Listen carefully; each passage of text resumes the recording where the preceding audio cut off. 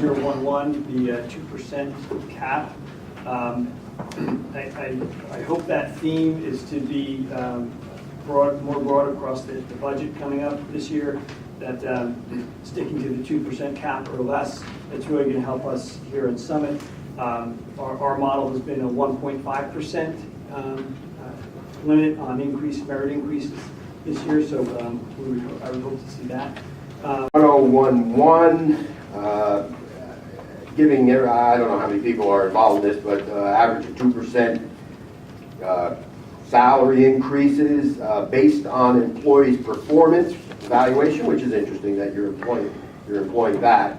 My question is actually, who evaluates these employees? Because this county has a tendency towards connected people doing better than regular hard-working people. So that's just a comment I have. Would you tackle 1011 increases and who's doing evaluations? Yes, Mr. Chairman.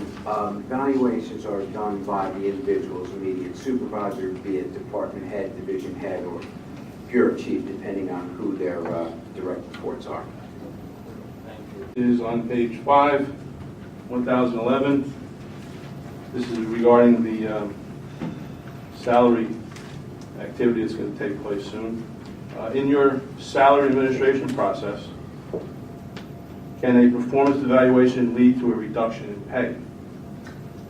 This would allow more money for your excellent employees to get more than 2%.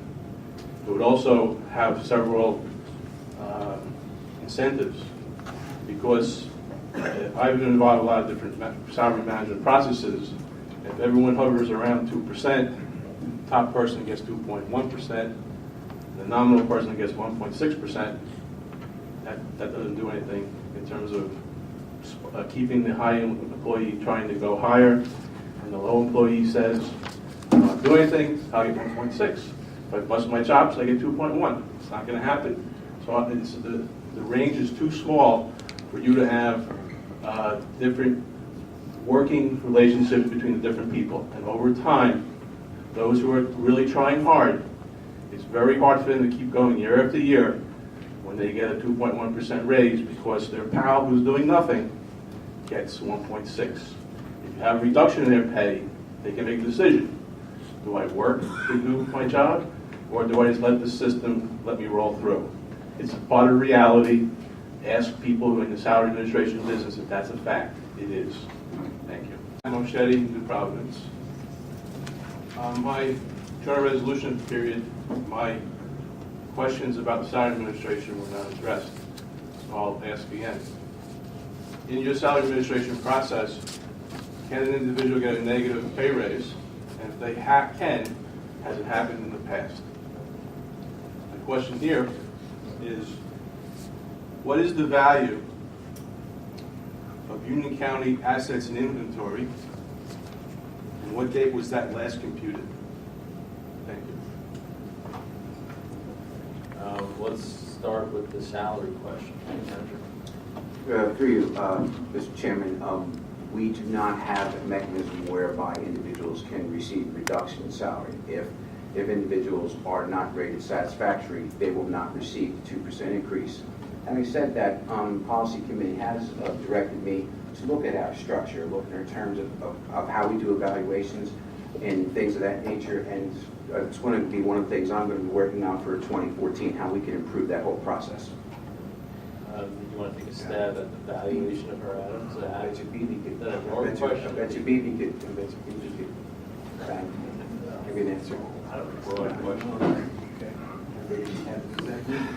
I'm not going to be able to answer, but through your chair, the resolution 1013 is approving contract for operations management, which will help us with our asset management, with our calculating everything we have. I don't know about the value of it, but what we have, the utilization of it, its availability during emergencies, and any other use that we have for it, so we can optimize providing the services we provide to the residents. I can't answer the question about the value of our assets. Excellent. Thank you. Thank you. It just boggles my mind when I come to these meetings and listen.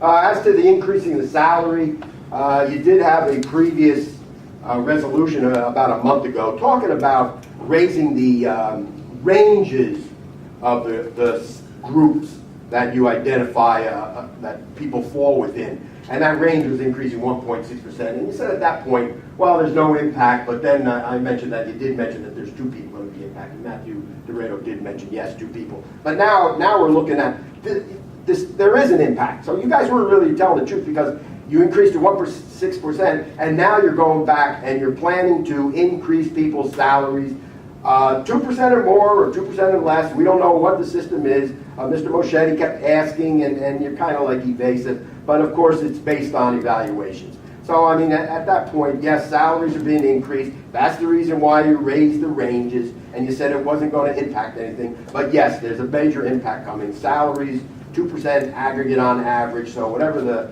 total dollar amount of salaries in the budget is going to be increased 2%, it sounds like. And I don't know if you mentioned, what is that dollar amount? What is that dollar amount of 2% of all the salaries going to be? If somebody could just point that number out. Thank you. Thank you. Director Taylor, do you have numbers in regards to the amount of the increase? Or projections as they're with?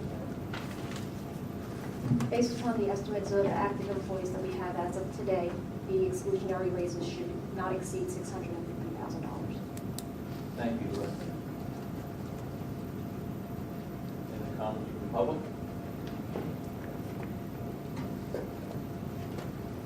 Maria Edgeworth, Maria Elizabeth. I would so like to second these 2 people. And yes, some answers need to be answered. Okay.